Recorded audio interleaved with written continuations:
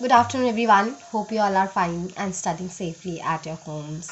Chapter number 14, Symmetry. We have started that.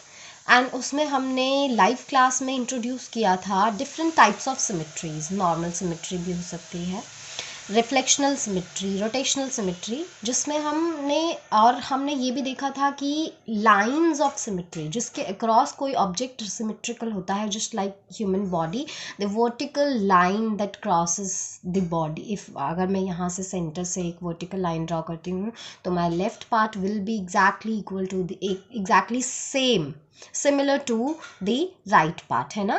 तो ये line of symmetry होती है, ये जो वर्टिकल लाइन होगी. सिमिलरली किसी ऑब्जेक्ट की मल्टीपल लाइंस ऑफ सिमेट्रीज भी हो सकती हैं, है ना. किसी ऑब्जेक्ट लाइक अगर हम एक स्क्वायर देखते हैं तो स्क्वायर की बहुत सारी लाइंस ऑफ सिमेट्री हैं. वो सारी शेप्स अभी हम देखेंगे. इसके अलावा रिफ्लेक्शनल सिमेट्री जो होती है वो किस तरीके की होती है. रिफ्लेक्शनल सिमेट्री, रिफ्लेक्शन, आपने लाइट का रिफ्लेक्शन, साउंड का रिफ्लेक्शन थोड़ा बहुत पढ़ा होगा. तो रिफ्लेक्शन में क्या होता है, अगर मैं like mirror always reflects the light. अब अगर मैं इस मिरर में अपने हैंड को देखूं कुछ इस तरीके से, तो मेरा हैंड मुझे ऐसे नज़र आ रहा है. See how it's looking. Hand बिल्कुल, जो ये थंब है वो मेरा इस मिरर में जो है वहाँ पे भी चिपका हुआ ही नज़र आ रहा है. हैंड ऐसे नज़र आ रहा है ना. सिमिलरली अगर मैं किसी शेप को यहाँ पे इस तरीके से देखती हूँ तो हैंड कैसा नज़र आ रहा है, थंब मेरा उधर को नज़र आ रहा है. अगर मैं ऐसे करके देखती हूँ तो अगर ये वाला थंब मेरा इस साइड को है तो मिरर में थंब मेरा इस साइड को नज़र आ रहा है ना.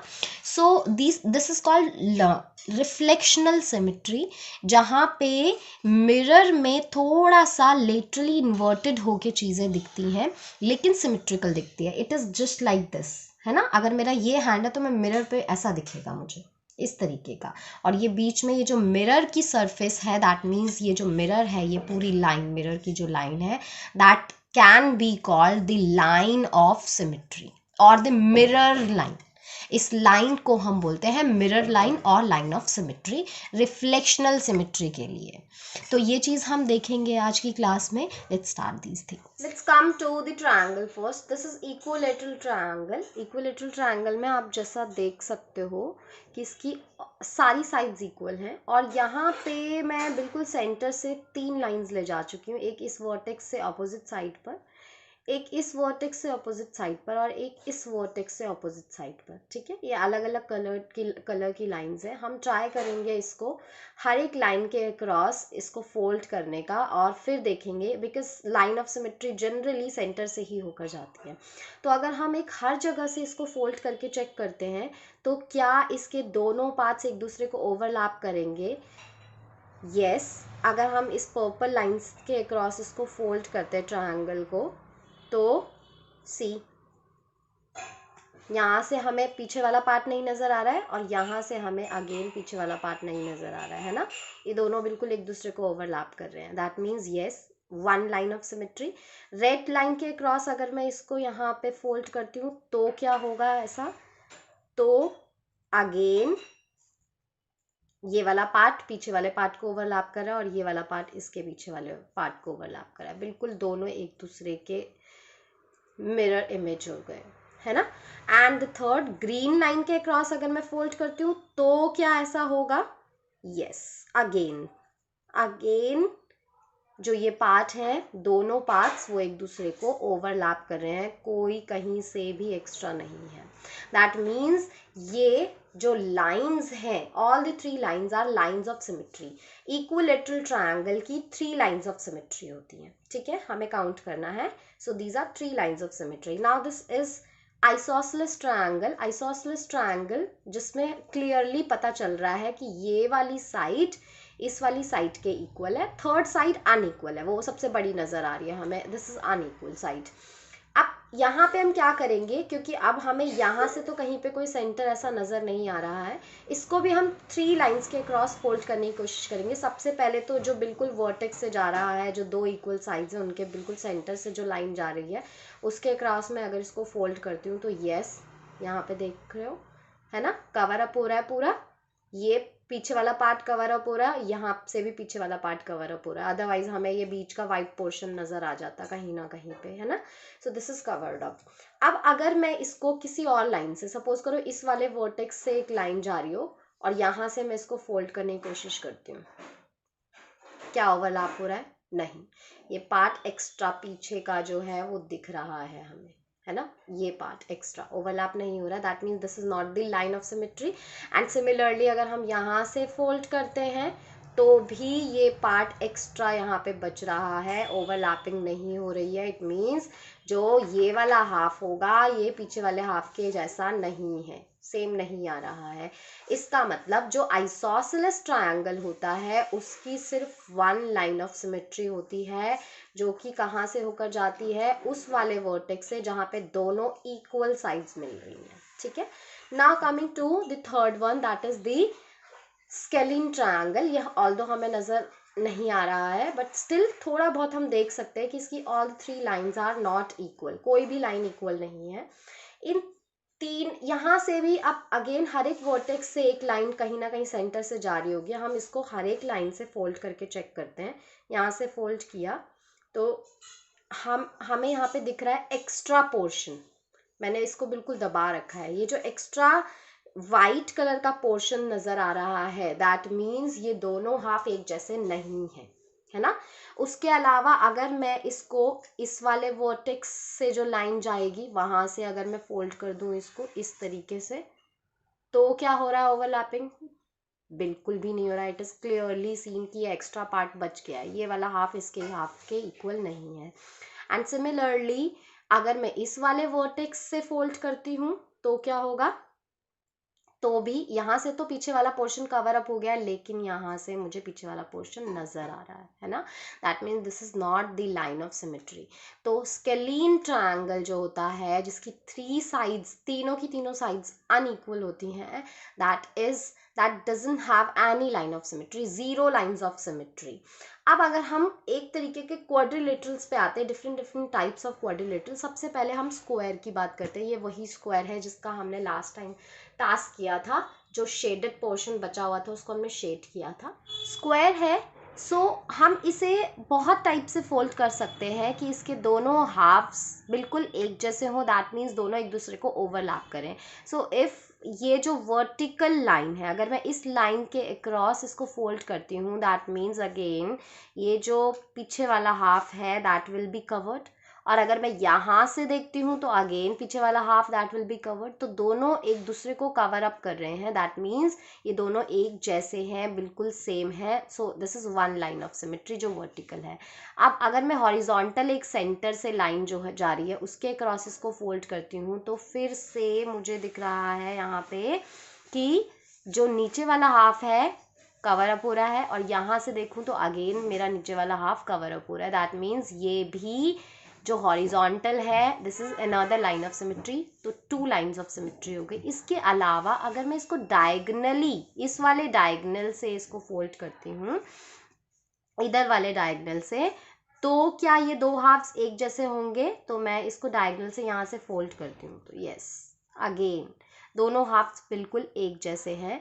अगर मैं यहाँ से देखूँ तो पीछे वाला पोर्शन कवर अप हो रहा है, और इधर से देखूँ तो अगेन पीछे वाला पोर्शन कवर अप हो रहा है। So it means the diagonal is also the line of symmetry. So vertical, horizontal, ये वाला डायगनल एंड इधर वाला डायगनल, अगेन ये दोनों पार्ट्स एक दूसरे को कवर अप कर रहे हैं, दैट मीन्स इसकी फोर लाइंस ऑफ सिमेट्री है, दो crossing diagonal, one vertical line and one horizontal line जो सेंटर से होकर जा रही हैं, फोर लाइंस ऑफ सिमेट्री। एक और चीज़ हमेशा याद रखनी है आपको, जब भी किसी शेप के कॉर्नर्स पे 90 डिग्री, आई मीन किसी भी शेप, कोई भी शेप हो, नॉट दिस वन, ट्रायंगल हो या फिर ये क्वाड्रिलेटरल है या फिर हेक्सागन है या पेंटागन है, अगर उसके सारे इंटीरियर एंगल्स इक्वल हैं, if all the interior angles are equal then it is compulsory, ये कंफर्म हो जाता है कि जो वर्टिकल लाइंस होती हैं या फिर हम बोल सकते हैं जो साइड को साइड से ज्वाइन कर रही है लाइंस, साइड को ऑपोजिट साइड से जो लाइन ज्वाइन कर रही है वो लाइंस उसकी लाइन ऑफ सिमेट्री कंफर्म होती है। नेक्स्ट अगर हम देखें रेक्टेंगल, बिकॉज अगेन फिर से मैं बोल रही हूँ कि ये 90 डिग्रीज है, तो इसका मतलब साइड को ऑपोजिट साइड से ज्वाइन करने वाली जो लाइन होगी that will be the line of symmetry. तो अगर मैं यहाँ पे बिल्कुल सेंटर से जो लाइन है उसके अक्रॉस इसको फोल्ड कर दूँ तो येस, जो एक पार्ट होगा that will be covering the other part. यहाँ से देखूँ तो भी पार्ट कवर अप हो रहा है ना, तो ये vertical line of symmetry. And similarly अगर इस वाली साइड से इस वाली साइड तक ज्वाइन करने वाली लाइन हॉरिजॉन्टल लाइन के क्रॉस अगर मैं फोल्ड करती हूँ तब भी पीछे वाला पोर्शन कवर अप हो रहा है ना, ये पीछे वाला पोर्शन बिल्कुल क्लियर कवर अप हो रहा है, यहाँ से भी पीछे वाला पोर्शन कवर अप हो रहा है, तो ये रेक्टेंगल है। अब यहाँ पे एक जो बहुत बड़ी कंफ्यूजन होती है वो ये होती है, समटाइम्स ऐसा लगता है कि डायगनल भी, ये इसका डायगनल भी लाइन ऑफ सिमेट्री है, बिकॉज हमें पता है कि जो डायगनल होगा वो दो कॉन्ग्रुएंट पार्ट्स में डिवाइड कर देता है, but diagonal is not the line of symmetry. क्यों नहीं है? अगर हम इसको डायगनल के अक्रॉस फोल्ड करने की कोशिश करते हैं, यहाँ से ये रहा डायगनल और ये रहा डायगनल, है ना, हमने इसको फोल्ड किया, क्या दोनों पार्ट्स एक दूसरे को कवर अप कर रहे हैं? नो, नॉट एट ऑल, है ना। ये पोर्शन है, पीछे वाला ये पोर्शन नज़र आ रहा है। यहाँ पे देखें तो अगेन ये वाला पोर्शन है तो पीछे वाला पोर्शन नज़र आ रहा है। दैट मीन्स जब हम किसी रेक्टेंगल को डायगनल के अक्रॉस फोल्ड करते हैं, सिमिलरली यहाँ पे फोल्ड करते हैं, तो कभी भी ये सिमेट्रिक नहीं होगा। दैट मीन्स रेक्टेंगल की सिर्फ दो ही लाइंस ऑफ सिमेट्री होती हैं, वर्टिकल एंड हॉरिजॉन्टल। अब अगर हम पैरेललोग्राम पे आए, पैरेललोग्राम मीन्स जिसके ऑपोजिट साइड्स इक्वल होती हैं बट एडजेसेंट नहीं होती हैं। 5 सेंटीमीटर है तो ये भी 5 सेंटीमीटर है, 4 सेंटीमीटर है तो ये भी 4 सेंटीमीटर है। जैसा कि अभी हमने एक चीज़ नोटिस करी, क्या नोटिस करी कि अगर सारे all the interior angles are equal तो ये पक्का होगा कि जो साइड से साइड को ज्वाइन करने वाली लाइन है that will be the line of symmetry, क्योंकि वो दो एक जैसे हाफ्स में, मिरर हाफ्स में डिवाइड करेगी। मिरर हाफ्स मीन्स जहाँ पे वो मिरर इमेजेस होती हैं एक दूसरे की। लेकिन अगर मैं यहाँ पे ज्वाइन करूँ, सपोज करो ये सेंटर है साइड का, ये सेंटर है, मैं इन दोनों पॉइंट्स को ज्वाइन करने वाली लाइन के अक्रॉस इसको फोल्ड कर देती हूँ, क्या ये हो रहा है? ये सेंटर था, यहाँ से ऐसे करके मैंने ज्वाइन कर दिया, क्या ये दोनों पोर्शन एक दूसरे को कवर अप कर रहे हैं? नहीं कर रहे हैं, क्योंकि इसके अक्रॉस मुझे ये वाला पार्ट नज़र आ रहा है और इसके अक्रॉस मुझे, इसके थ्रू मुझे ये वाला पार्ट नज़र आ रहा है, इतना पार्ट कवर अप नहीं हो पा रहा। दैट मीन्स इसकी ये तो लाइन ऑफ सिमेट्री नहीं है। सिमिलरली अगर मैं हॉरिजॉन्टल की बात करूँ तब भी नहीं होगा, क्योंकि ये पीछे से ये वाला पार्ट, इतना पोर्शन नज़र आ रहा है मुझे, है ना, ये एक्स्ट्रा नज़र आ रहा है। यहाँ पे फोल्ड करते तो हमें यहाँ से नज़र आ रहा है। Okay, so this is again not the line of symmetry. Diagonal हम ट्राई कर सकते हैं। डायगनल पे अगर मैं ट्राई करती हूँ पैरेललोग्राम का, तो अगेन ये पोर्शन हमें यहाँ पे फिर से नज़र आ रहा है एक्स्ट्रा, पीछे वाला पोर्शन ये, है ना।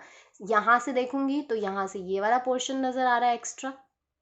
दैट मीन्स पैरेललोग्राम की कोई भी लाइन ऑफ सिमेट्री नहीं होती, no line of symmetry of the parallelogram. Coming to the rhombus, rhombus क्या होता है? जिसके all the 4 sides are equal, क्योंकि इसके अगेन 4 एंगल्स इक्वल नहीं है, क्लियरली सीन है, ये ऑब्ट्यूज एंगल होता है और ये एक्यूट एंगल है, ठीक है। तो सारे एंगल्स तो इक्वल नहीं है, तो इसकी कोई वर्टिकल लाइन ऑफ सिमेट्री या हॉरिजॉन्टल लाइन ऑफ सिमेट्री तो नहीं होगी। हम ट्राई भी कर सकते हैं। अगर मैं हॉरिजॉन्टल इसको देखती हूँ, सी क्लियरली नज़र आ रहा है पीछे वाला पेज, यहाँ से भी पीछे वाला पेज नज़र आ रहा है, और अगर मैं वर्टिकली इसको फोल्ड करने की कोशिश करती हूँ तो तब भी कवर अप नहीं हो रहा, ये पोर्शन नज़र आ रहा है और यहाँ से ये वाला पोर्शन नज़र आ रहा है। तो इसकी वर्टिकल और हॉरिजॉन्टल लाइन ऑफ सिमेट्री तो नहीं है, बट अगर मैं इसको डायगनल के अक्रॉस फोल्ड करूँ तो यस, सी डायगनल के अक्रॉस अगर हम फोल्ड करते हैं तो पीछे वाला पोर्शन पूरा कवर अप हो गया, यहाँ से भी पीछे वाला पोर्शन पूरा कवर अप हो गया है। सिमिलरली इसका एक और डायगनल है, ये भी डायगनल है। डायगनल किसको बोलते हैं? जो वर्टिसेस को ज्वाइन करे लाइन, ऑपोजिट वर्टिसेस को, नॉट एडजेसेंट वर्टिसेस। तो यहाँ पे इस तरीके से ये हमारा हो गया अगेन फिर से कवर अप हो रहा है और यहाँ से ये वाला पोर्शन कवर अप हो रहा है पीछे वाला यहाँ से। सो इसका मतलब रोम्बस की 2 लाइंस ऑफ सिमेट्री होती हैं, वो भी कौन सी वाली, डायगनल लाइंस ऑफ सिमेट्री होती हैं, even not the vertical and horizontal, वो नहीं होंगी। वर्टिकल एंड हॉरिजॉन्टल तभी होती है जब सारे एंगल्स इक्वल होते हैं, अदरवाइज वर्टिकल हॉरिजॉन्टल आपको नहीं मिलेगी लाइन ऑफ सिमेट्री। यहाँ पे आते हैं स्केलर क्वाड्रिलेटरल, ये भी स्केलर क्वाड्रिलेटरल होता है जिसकी सारी साइड्स अनइक्वल है, जैसे ट्रायंगल होता है स्केलिन, ऐसे ही स्केलर क्वाड्रिलेटरल भी है। यहाँ पे भी बिकॉज साइड्स इक्वल नहीं है, एंगल्स इक्वल नहीं है, तो कोई भी लाइन ऑफ सिमेट्री यहाँ पे पॉसिबल हो ही नहीं सकते, आप कहीं से भी ट्राई करो, no line of symmetry. Then we come to the hexagon. Hexagon, this is regular hexagon.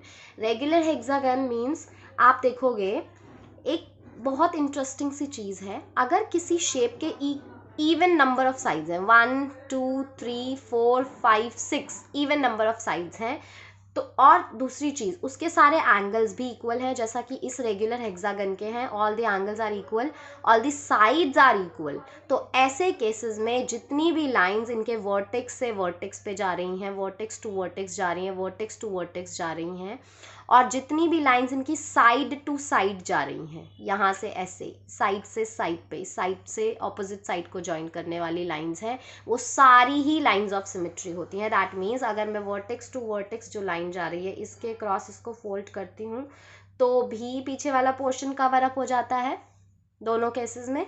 अगर मैं इसको इस वाले वर्टेक्स टू वर्टेक्स वाले डायगोनल से मोड़ती हूँ, इसको फोल्ड करती हूँ, तो भी पीछे वाला पोर्शन कवर अप हो जाएगा। तो 2 second line of symmetry, and एक और डायगोनल है इसका जो यहाँ से वर्टेक्स, ये वाला वर्टेक्स है, यहाँ से फोल्ड करूंगी तो भी इसका पीछे वाला पोर्शन कवर अप हो जाएगा।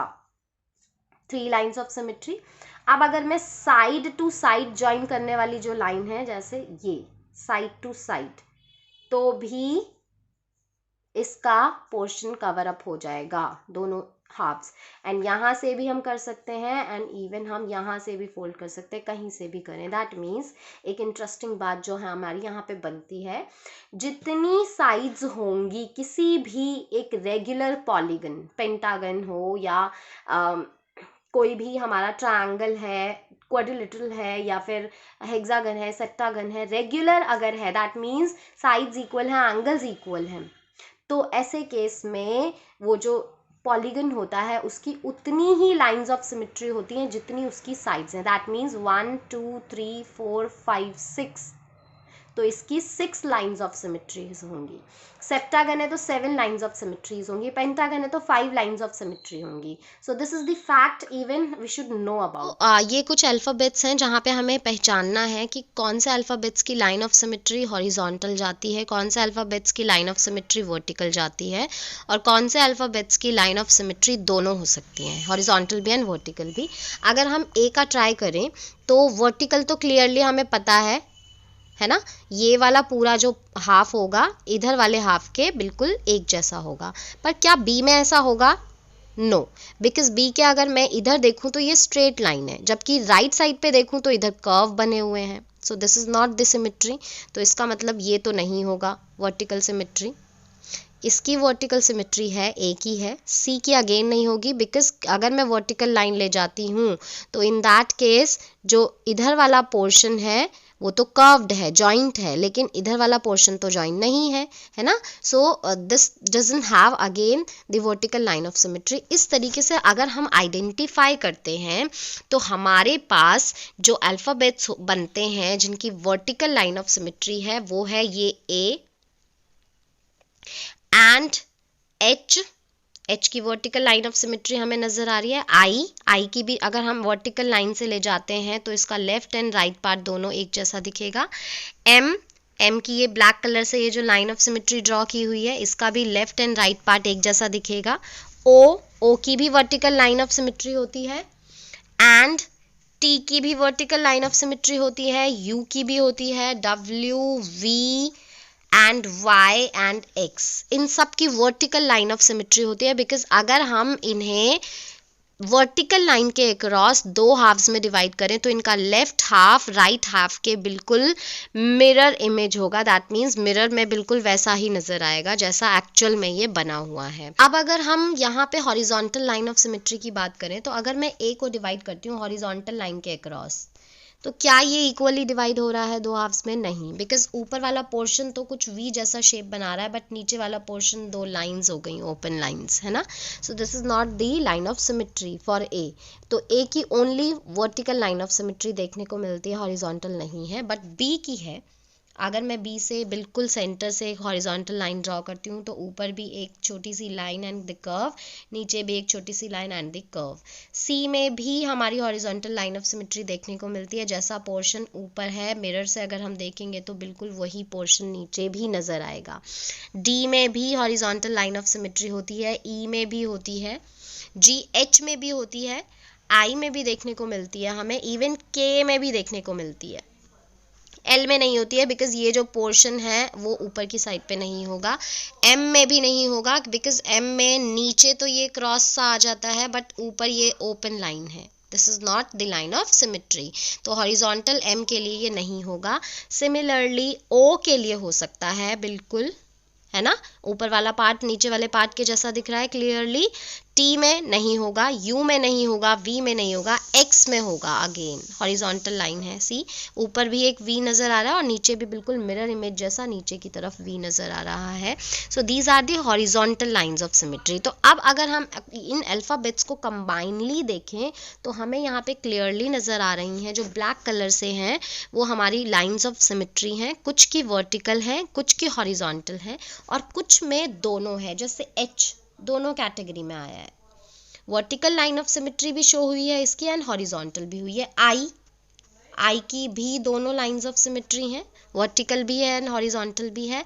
एंड एक्स की again vertical line of symmetry भी होगी and horizontal line of symmetry भी है। एंड ओ की भी vertical line of symmetry and horizontal line of symmetry हमें दोनों देखने को मिलती है। So these are the lines of symmetry for them. Question number 9 अब आप खुद करोगे। क्वेश्चन नंबर 7 से आपको वो वाली शेप्स ढूंढनी है जिनमें एक भी लाइन ऑफ सिमेट्री नहीं थी, ठीक है। उन थ्री शेप्स का एग्जाम्पल आप लिख सकते हो। 10 में आपको दो शेप्स गिवन है, isosceles triangle, this is the isosceles triangle. और जैसा कि हमने अभी अभी देखा भी था, ये जो वर्टिकल लाइन जा रही है this is the line of symmetry, है ना। तो अगर ये लाइन ऑफ सिमेट्री जा रही है, क्या हमने ये चीज़ नोटिस करी है कि वर्टेक्स से अगर किसी आइसोसेलेस ट्रायंगल के ऑपोजिट साइड पे ऐसे सेंटर से बिल्कुल स्ट्रेट एक लाइन ड्रॉ करी जाती है, दैट इज द ऑल्टीट्यूड, जो कि 90 डिग्री होती है सामने वाली साइड पर। दैट मीन्स जो इसकी लाइन ऑफ सिमेट्री है that is called the altitude of this.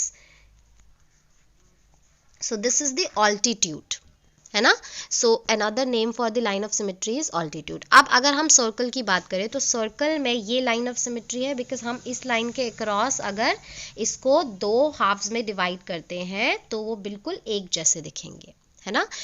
और साथ में ये सेंटर से होकर जाने वाली लाइन है। सेंटर से होकर अगर कोई लाइन जाती है, एक एंड पॉइंट से दूसरे एंड पॉइंट तक जा रही है, उसको कनेक्ट करिए, that means this is the diameter. इसका मतलब सर्कल की जो लाइन ऑफ सिमेट्री होती है that is also called the diameter, DIAMETER, diameter. So another name for the line of symmetry.